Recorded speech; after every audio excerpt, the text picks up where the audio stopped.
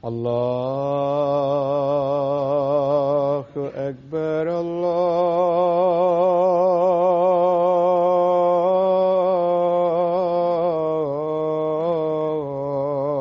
الله أكبر الله أكبر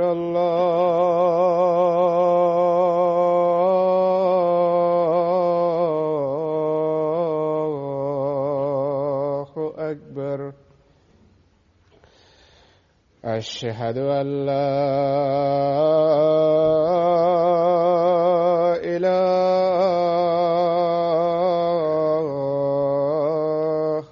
إلا الله. أشهد أن لا إله إلا الله. أشهد أن محمدًا رسول الله.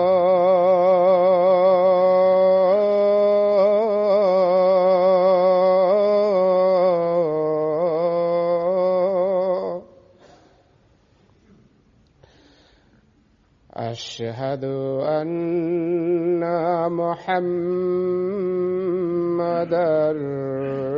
رسول الله. حي على الصلاة.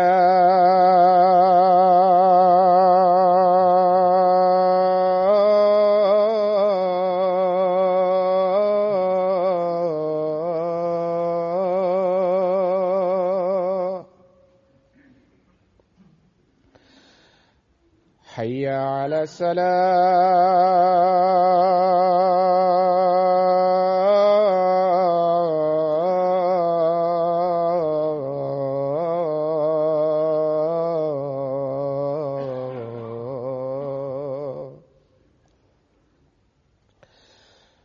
حي على الفلاح.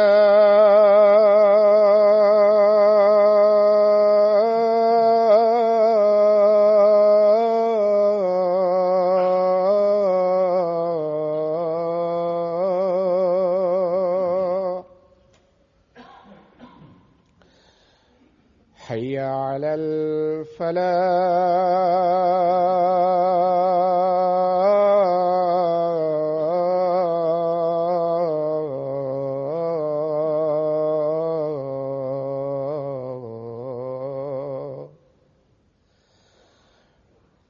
الله أكبر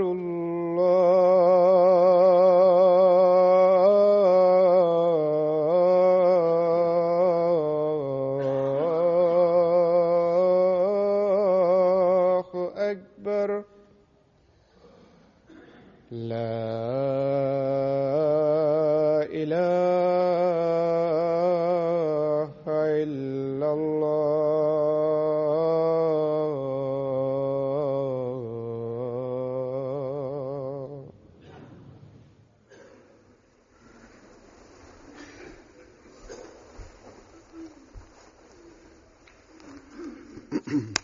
السلام عليكم ورحمة الله.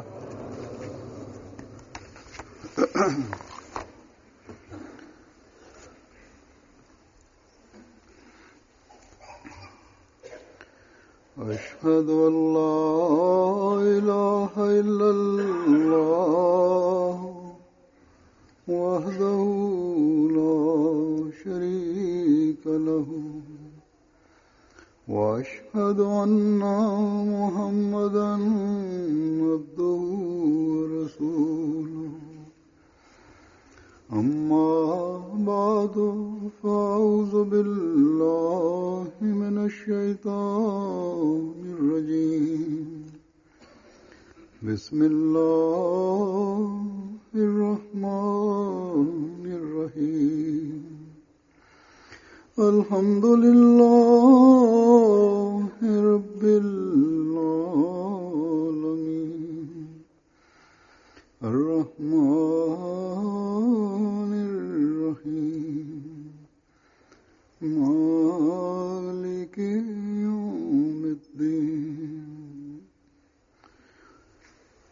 إياك نعبد وإياك نستعين اهدنا الصراط المستقيم صراط الذين أنعمت عليهم غير المغضوب عليهم ولا الضالين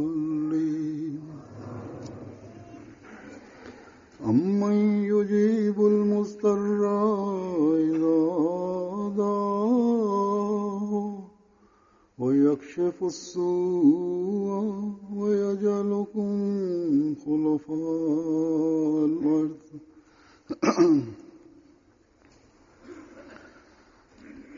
أإله مع الله قليلا ما تذكرون.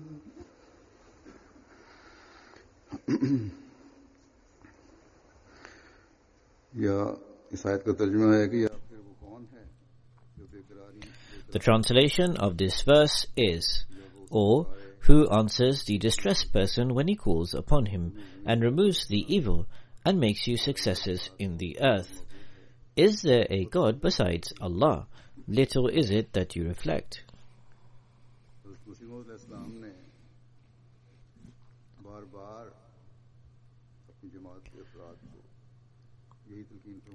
The promised Messiah, on whom be peace, has repeatedly inculcated his Jamaat to give immense heed towards prayer.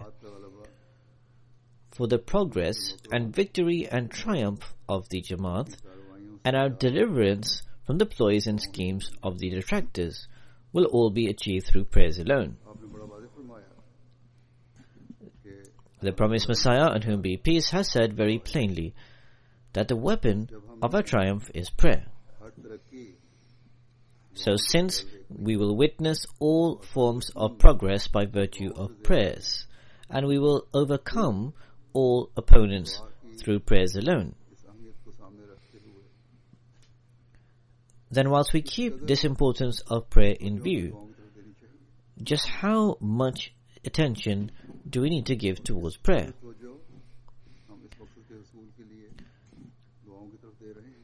And to what extent are we heeding towards prayer for the fulfillment of this objective?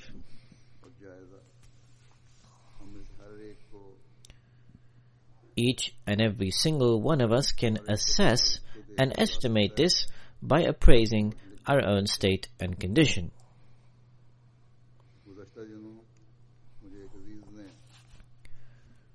Very recently, one of my relatives related one of their dreams to me.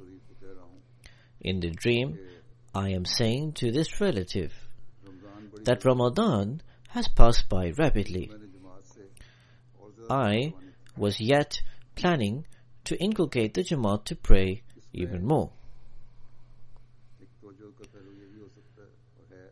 One certain aspect of direction that can be inferred from this dream is that the attention that remains on prayer during Ramadan will diminish after, whereas the Jamaat stands in great need of prayer.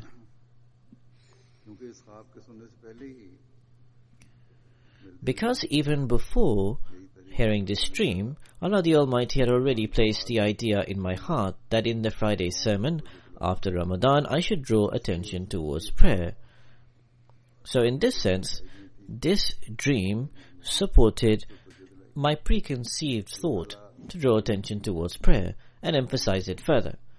This is the way of Allah the Almighty, that at times He reminds believers through the means of other believers instead of direct guidance, albeit Allah places the idea within the heart of the believer beforehand.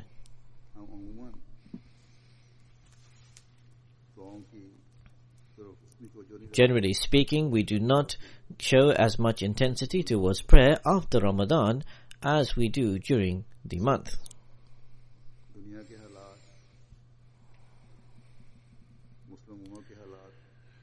The circumstances of the world and the Muslim Ummah today, in particular in terms of the incessant, cruel attack of Israel upon Palestine.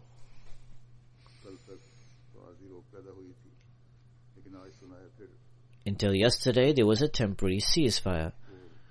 But today, I have heard that the ceasefire has been broken.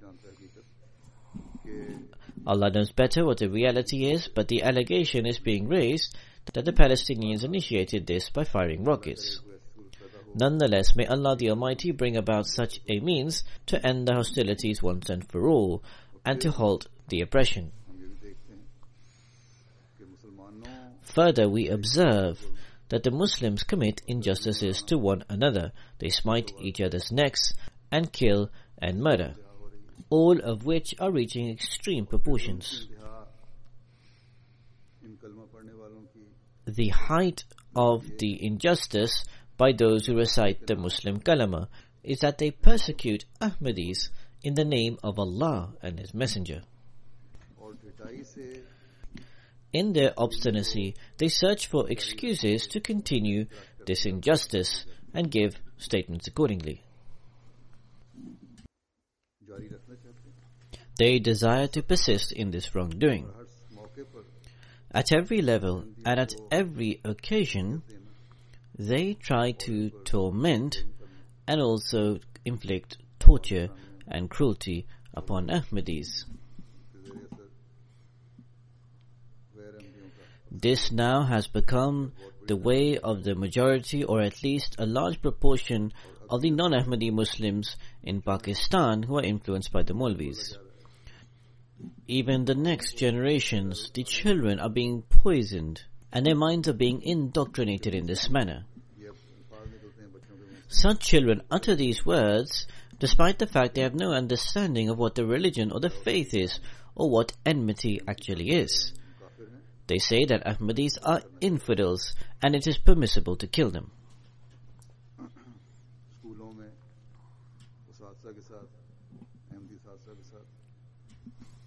In schools, the students are rude and insulting to the teacher and say whatever they please to them merely because the teacher is an Ahmadi. They make efforts to remove the teachers from the school, and they refuse to learn from Ahmadi teachers. Just recently, in a small village of a small vicinity, children and their parents took out a procession in protest that they did not want to learn from the teacher because he was a Qadiani. Perhaps the headmaster or some intelligent person said to them that the Holy Prophet Muhammad, may the peace and blessings of Allah be upon him, even released war prisoners on the condition that as they possessed knowledge and education and were literate and could read and write, if they taught the Muslims, then they would be granted freedom from imprisonment.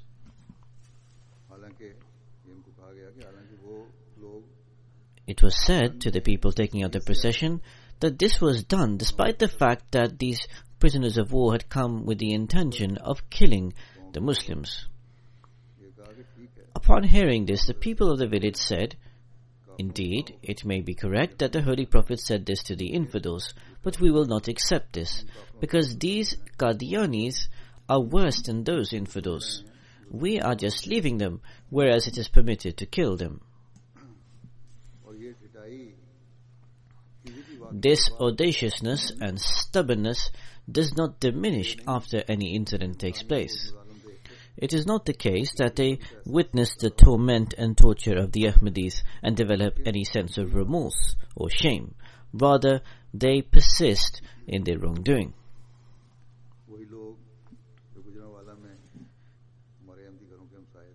Those who were the neighbors of the Ahmadi houses in question in Gujranwala, and who, in normal circumstances, mingled and had acquaintances with the Ahmadis. Some amongst them, after seeing the houses were emptied, joined in with the looting. So when moral degradation reaches this ebb, then nothing else apart from Inna Lillah can be said. They have now reached their end.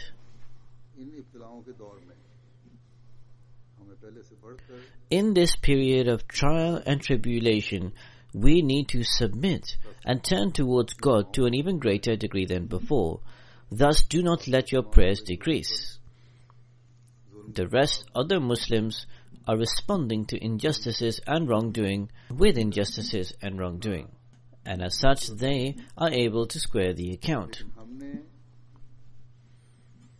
तो हर जुल्म को However, we are to end all cruelty and oppression by immersing in submission whilst weeping and crying. We are to fall before God in anguish and supplication. The promised Messiah, on whom be peace, said in one of his couplets of poetry that when the enemy exceeds in his cruelty and hue and cry, we absorb ourselves entirely in our hidden friend. So thus we need to immerse ourselves in God. We need to develop that state and condition in which the heavens are moved and stirred. वो दुआएं करने की जरूरत है We need to make prayers which are directed in one united way, rather than making contrasting and divergent prayers. इस हकीकी ख्वाब में जो ये बताया गया है In the dream of the relative, in which I am saying to the relative that I have yet to inculcate the Jamaat to pray more. मिनहसुल जमात दुआ करवाना So to make the Jamaat to pray as a combined community was for the sake of the progress and successes of the community and for difficulties and tribulations to be removed. ये ख्वाहिश है हमारी So thus when each and every single one of us desires for the period of tribulation and trials to swiftly terminate, दुआओं के धारे then we need to direct the channel and current of our prayers in a combined and communal fashion in order to be saved from the evil and mischief of the enemies and detractors. जरूरत है जहाँ दुश्मन की sir से बच सके और उसकी शर से बचने के लिए हम जितनी भी दुआएं However much we pray in order to be saved from the evil of the enemy is in line with the need of the hour. मुझे अपनी पुराने At this juncture, याद आ रही I also remember one of my old dreams, which I have related on one occasion in the past, बदलने हैं that if we want to swiftly transform the state of affairs, then the Jamaat, as a collective community, need to dedicatedly try to reform their state for the sake of God, and completely devoting themselves in prayer to Allah the Almighty, बचाने के लिए in order to be saved from the evil of the enemy. They need to submit and turn to God. में हम अल्लाह ताला के आगे झुकेंगे कैफियत हमें पैदा हो जाए If collectively, as an entire Jamaat, we submit to God in this way and develop this state and condition within us, और हमारी रातें इस कैफियत में गुजरें and we spend our nights in a state of praying for the Jamaat, चंद रातों की दुआओं से इनकलाब आ सकता then through the prayers of just some days and nights, a revolution can be brought. Indeed, a revolution is bound to occur. The circumstances will most certainly change. However, they will run their due course. This will occur at its own time.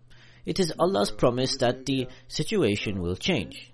है तमाम जमात को In the promise that I was given, the entire Jamaat collectively, who associate themselves with the promised Messiah, on whom be peace, it has been made conditional to pray with complete dedication and devotion. यही तासर था At the time when I was seeing the dream, I also felt that it was for the Ahmadis of Pakistan.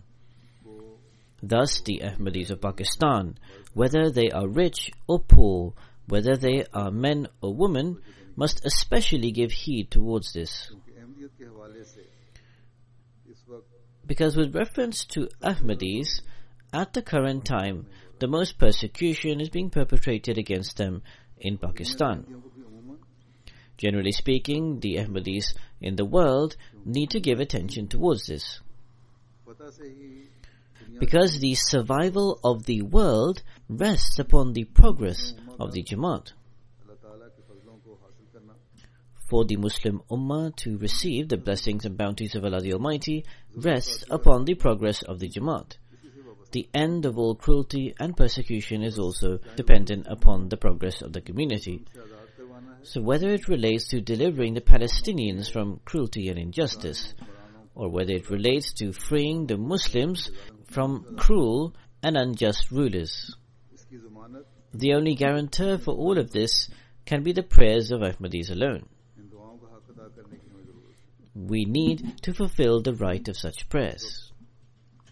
जुल्म की चक्की में सबसे ज़्यादा At present, it is Ahmadis who most of all are being grounded in the mill of persecution. की दुआओं का रंग So thus it is our prayers that when they take the shape of prayers of one who is in distress and anguish, will not only free ourselves from cruelty and injustice, but can also become the means of delivering the entire mankind from wrongdoing and oppression.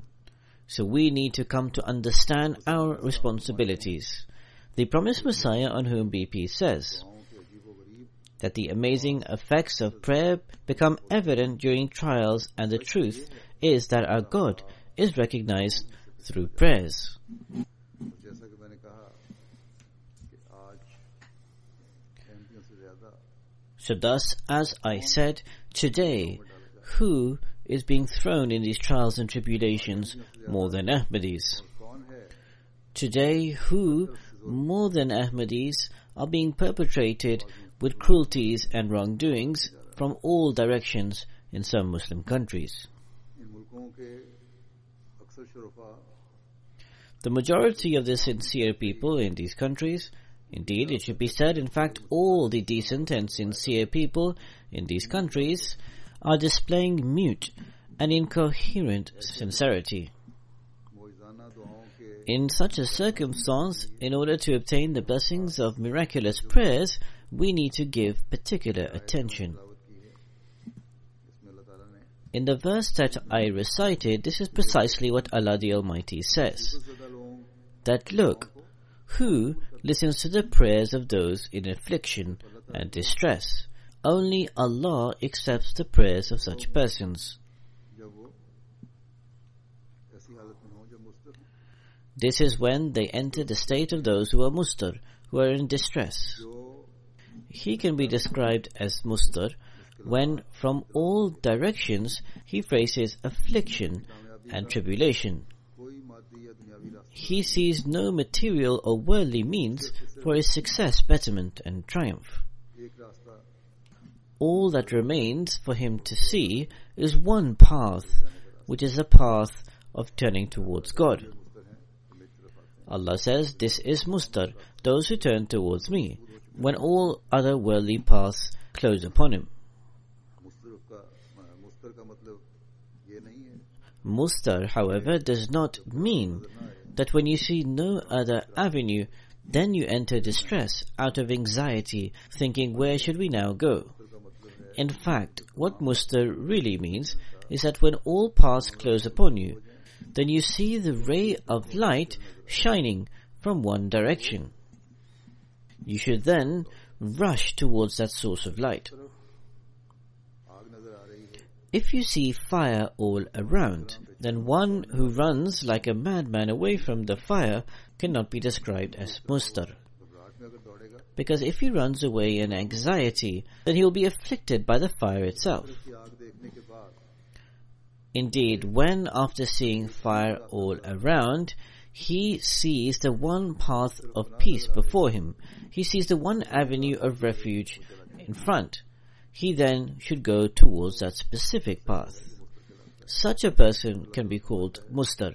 उसे मैं ऐसे Allah says with regards to such people that He saves them from the fire, शब्द आगाह that He Himself provides refuge and safety to them. होने वाले Allah says that He is the cool shade to save them from the flames of the fire. And Allah says, come towards me, मुझसे बना कर beseech refuge and protection from me. मैं तुम्हें इन इब्तिलाओं से निकालूंगा I will deliver you from these trials and tribulations. इस यकीन से मेरी तरफ आओ God says, come to me with this certainty of belief that God does exist, who can remove us from these difficulties. तुम्हारे इस यकीन की वजह से God says, as a result of the certainty of belief, I will remove you from your afflictions. I will deliver you from your problems due to your supplications. As the promised Messiah ﷺ says, that amazing effects will manifest in your favor. बन जाए So a person who becomes this type of mustar, ताला के अलावा किसी को who does not consider anyone else as his source of protection and refuge, or any other place as his place of safety, किसी और को who does not consider anyone else as he who can deliver him from his affliction and distress. Such a person is the real and true mustar. अजायब दिखाने वाली His prayers have a wondrous effect. दुआओं की कबूलियत के लिए ये यकीन हमें For the acceptance of prayers, we need to develop this certainty within us के इसरार की हालत में that whenever facing any state of distress and affliction, it is Allah alone who can help us. There is no other path from which the rays of light shine. फिर इस किस्म के मुस्तकिल When such a state develops, then Allah the Almighty runs towards such a type of mustar. And this is in accordance with His promises. इसकी मुश्किलात और मुसीबतें दूर कर देता है Allah the Almighty removes all his problems and difficulties, हवा में उड़ जाती and his pain and suffering are disposed of. है ذاती तकालीफ Whether this relates to personal agony and problems, or collective difficulties and suffering.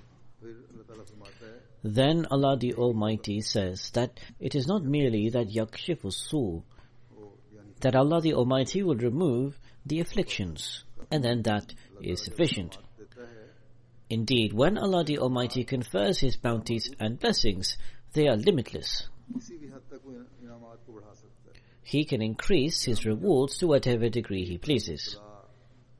So here, when Allah the Almighty speaks of removing the distress of the believers, He says alongside this, يَجْعَلُكُمْ خُلَفَاءَ الْأَرْضِ, कि वो तुम्हें जमीन के वारिस बना देता है that He makes you successors in the earth. जालिमों He causes oppressive tyrants and the rebellious to be destroyed, and puts in their place those who appear weak and the oppressed. बस जहाँ इनफिरादी तौर पर मुस्तर की दुआ सुनकर So thus, where Allah the Almighty on an individual level answers the prayer of a mustar and removes his problems and difficulties, there, collectively speaking, He also removes their afflictions on a national level. यही हमें कुरान करीम दूसरी जगह पर This is what the Holy Quran has told us elsewhere. जब पहली कौमों ने रसूलों के साथ और उनकी कौमों के साथ जालिमाना से When the earlier people acted truly to the prophets and their people, Allah says that we destroyed them. मजलूमों को उनकी जगह दे दी He put the oppressed in the places of the oppressors. बड़े बड़े जाओ They were quite mighty tyrants and dictators, who we do not even find trace of their names anymore. ये कानून आज भी इसी तरह So the same law continues today as it applied to the earlier people.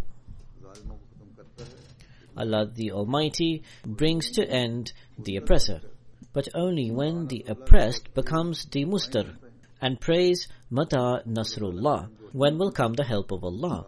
Then Allah the Almighty's mercy is stirred and the means are rapidly brought about to end the cruel oppressors. आज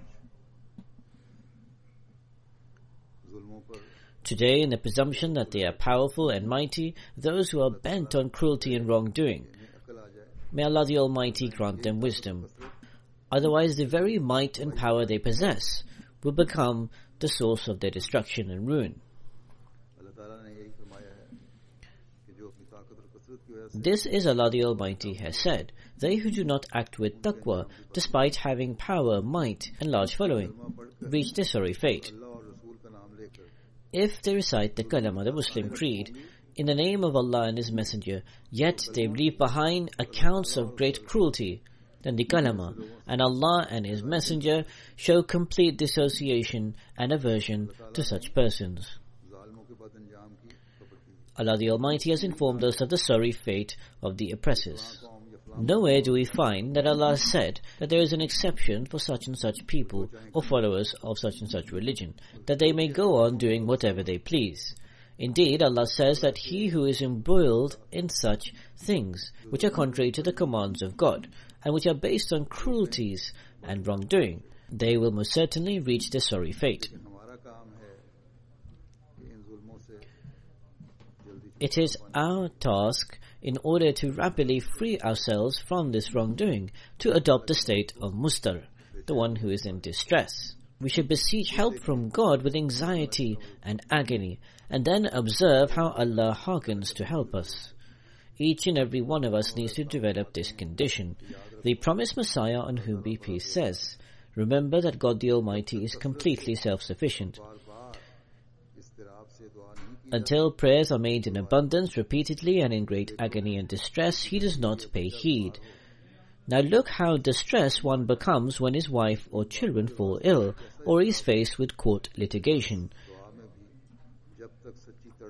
So thus, unless prayer is made in sincere anguish and distress, and while generating a state of agony and desperation, it is completely ineffectual and useless. Acceptance of prayer is conditional to praying with great agony and pain. So thus, in order to alleviate the collective distress and difficulties faced by the Jamaat, we need to pray with the same agony and anguish as we pray for our individual difficulties to be removed. The promised Messiah says that the condition is to pray in abundance, repeatedly, and in great desperation and agony. So therefore, to be in the misconception that we have prayed sufficiently in Ramadan and that is all that is required, it should be made clear that this is not sufficient. We are in need of constant prayers. Every person is always standing in need of constant prayers. Even if Allah the Almighty grants us open victory and triumph, even then we should tread on the path of righteousness, and to accumulate His blessings, we need to make constant prayers. In short, we should never allow our relationship with Allah the Almighty to decline and diminish, nor can a mu'min, a true believer, ever tolerate this. In periods of difficulties and tribulations, we need to show the state of distress, but also in times of comfort and happiness, we should remember God. So a believer never shows selfishness, nor does he believe sufficient temporary prayer and fleeting emotions and sentiments. Rather, in every single circumstance, he always remembers God. This indeed should be the case. It is this faith and connection with God that even in normal circumstances enables him to see the manifestation of the acceptance of prayers. The promised Messiah, on whom be peace, has said, "Remember, to turn towards anyone beside Allah is to sever your relationship with God. It is unimaginable for a true believer to cut his connection with Allah. But it so happens that at times, due to weaknesses and shortcomings, a person does not fulfill the dues of the prayer. He instead turns towards worldly means and resources.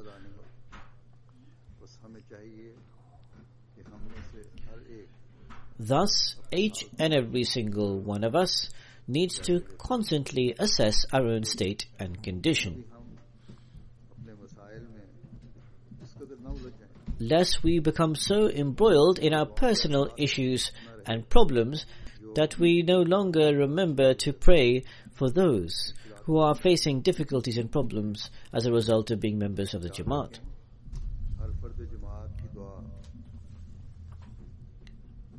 Remember the prayer of every single member of the Jamaat, which is done with reference to His mercy, His forgiveness, and His other attributes.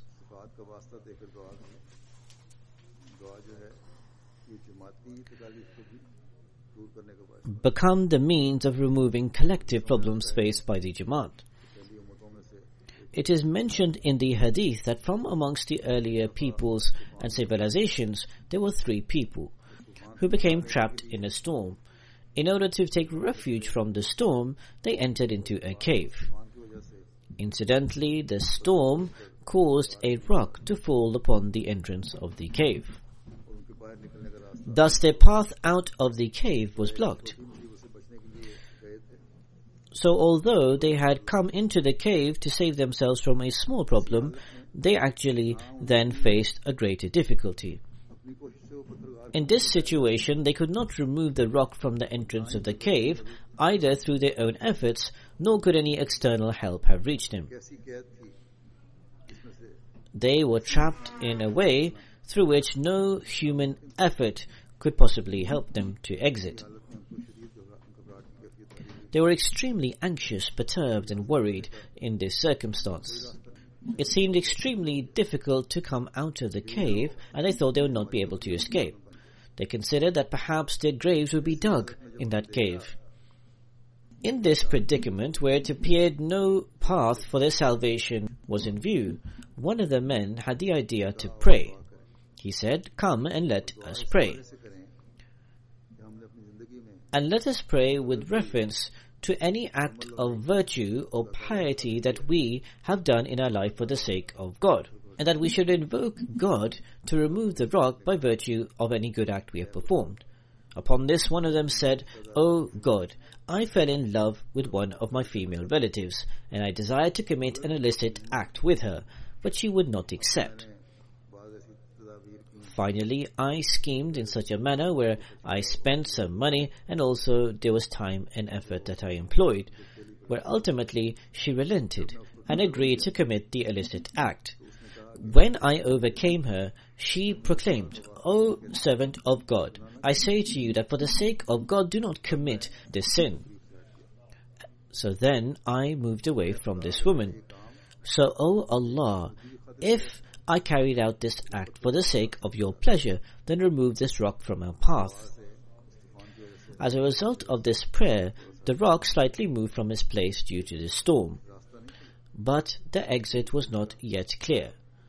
Then the second man said, "O Allah, you are aware that a laborer once came to me. He carried out work for me. Before he could take the money for his labor, he left. The amount equal to approximately 9 pounds of grain. So that equivalent amount of grains I planted as crops. I sowed that much grain, which yielded a good crop. I bought some livestock with the proceeds, which grew and multiplied into a herd of goats and a flock of sheep. Many years later, the laborer returned and asked me for the payment of his work. I told him that his herd of goats, which are spread all across the valley, were his to take. He responded that I have come to take the payment for my labor, yet you joke with me in this manner. I told him that I had invested his money from his labor in trade, which has yielded such a large herd, and I said that this was yours. Upon this, he took the herd away. So, O God, if I carried out this act for the sake of your pleasure, have mercy on us and remove this rock. Upon this, due to the strong gust of wind, the rock was moved slightly further. But even now, there was no path to exit. Then the third person submitted to God with this prayer, O God, you know that I herd goats, and we live and get by just on milk. One day I was late returning home. My very elderly parents who live with me, and for whom routinely I would give milk before my young children went to sleep. But as a result of returning home late, then my very elderly parents had gone to sleep. I did not wish to wake them up, so instead I stood beside them with milk, thinking that I would give it to them once they woke up. My children were persistently crying because they were hungry, but I remained standing there beside my parents with the milk. This continued until morning. So he stood until morning with milk. When my parents awoke in the morning, I gave them the milk, and then I gave it to my wife and children. So, O God, if this act of mine was for the sake of your pleasure and had no worldly motive in it, then have mercy on me and remove this rock. Subsequently, due to the storm intensifying, the rock was moved further. And in this way, there was a clear path for them to exit. So they fled the cave.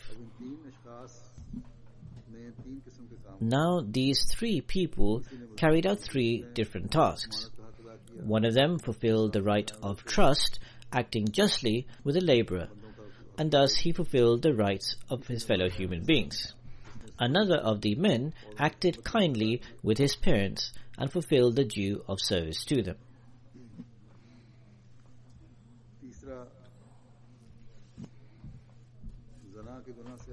The third man saved himself from the sin of adultery for the sake of the pleasure of God, and he supplicated to Allah with reference to this.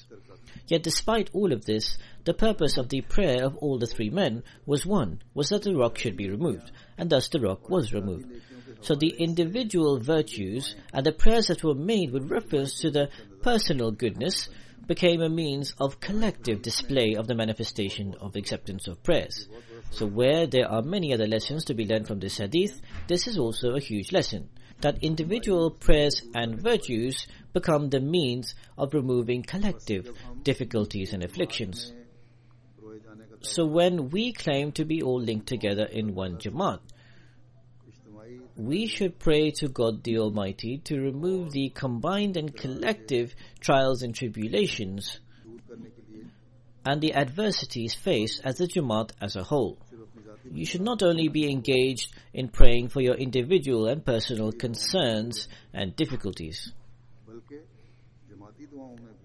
Rather, in also the prayers you make for Jamaat, you should generate that same intensity and earnestness which you show when praying for your personal problems. When you pray 2 Nafil voluntary prayers for the progress of the Jamaat and for the betterment of the circumstances, as I said that you should pray, and the majority write to me that they are praying 2 Nafil, and you should pray in a heartfelt manner with pain and agony. You can imagine the plight of those 3 men who were stuck in the cave. They were disappointed of all worldly help. Indeed, they may have prayed to God with reference to their individual pieties, which they performed purely and dedicatedly for the sake of God.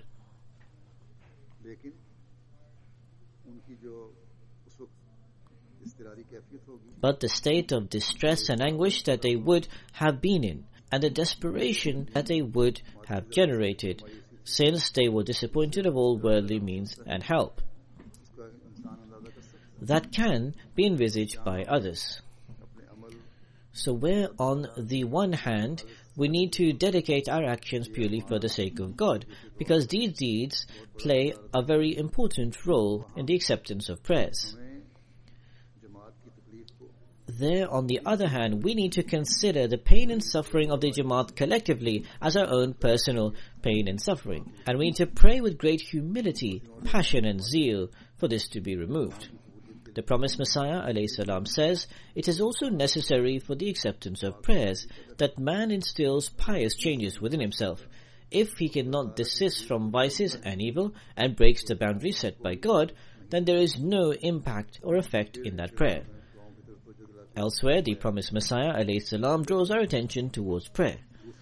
He says that if you become like other people are, then God the Almighty will make no distinction between them and you. If you do not bring about a prominent and obvious change within yourself, then God also will not show any distinction or distinguish you from others. The best person is he who acts in accordance to the will of God the Almighty. However, if a person acts one way outwardly, yet inwardly does not corroborate with his actions, then such a person is a hypocrite. And hypocrites are worse than disbelievers. First and foremost, purify your hearts. What I fear most of all is that we will not triumph and gain victory through the sword or any other force or power. Our weapon is prayer alone and the purity of hearts. May Allah the Almighty make it so that we strive and bring about pious changes in our lives, as the promised Messiah ﷺ so desired, and that we devote all our actions and endeavors for the sake of God and constantly struggle for this. May we pray to God the Almighty in distress, pain and anguish,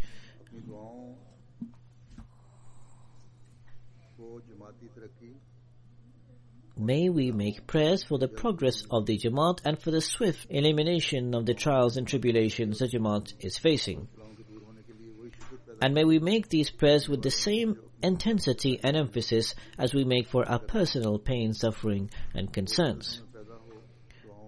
May we develop the same earnestness for the Jamaat collectively as we show for our personal afflictions and adversities.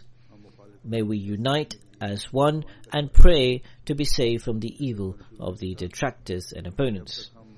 As I mentioned at the outset, until we turn to God sincerely and devotedly for the removal of these collective afflictions and difficulties, we will not be able to rapidly achieve our objectives. After coming into the birth of the promised Messiah, on whom be peace, our collective prayers would also be able to remove our personal troubles and trials. When one prays for others, then angels pray for him. Rocks are removed from the mouths of caves when the direction and the objectives of prayer are mutual. So thus no Ahmadi should fall into the selfish notion that he is fine and right and thus all is well. The pain and suffering of Ahmadis living anywhere in the world is our combined and collective pain and suffering. We need to feel and realize this. And to this end, we need to give great heed towards prayer. It is not sufficient to merely bring about this realization. This alone is that weapon regarding which the promised Messiah ﷺ has said that this is the weapon that will bring about our triumph and victory. But we should also remember that we should not become passionate in praying regarding the enemy or upon the opponents, that Allah the Almighty should descend punishment, wrath and torment upon them. Instead, we should pray that, O Allah, we wish for our successes and progress. We desire for our trials and afflictions to be removed.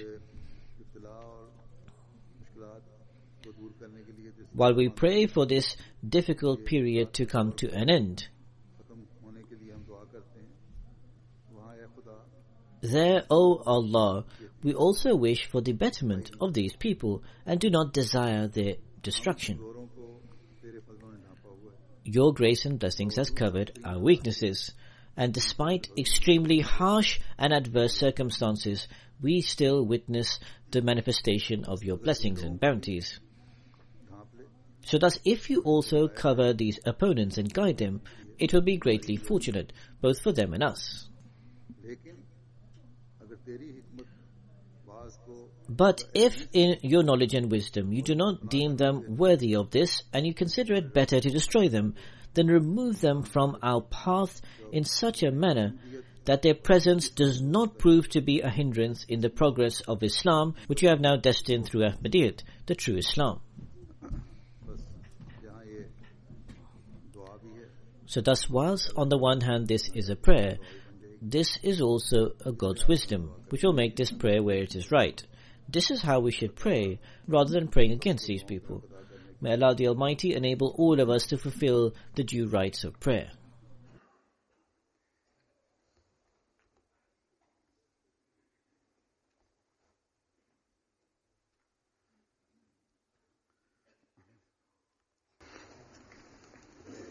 Alhamdulillah, nahmaduhu wa nasta'inuhu wa nastaghfiruhu wa nu'minu bihi wa natawakkalu alayhi wa na'udhu billahi min shururi anfusina wa min sayyiati a'malina. من يهده الله فلا مضل له ومن يضلل فلا هادي له ونشهد أن لا إله إلا الله ونشهد أن محمدا عبده ورسوله عباد الله رحمكم الله إن الله يأمر بالعدل والإحسان وإيتاء ذي القربى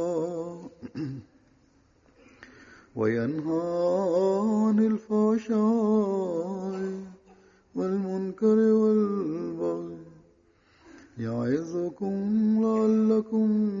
تذكرون اذكروا الله يذكركم وادعوه يستجب لكم ولذكر الله أكبر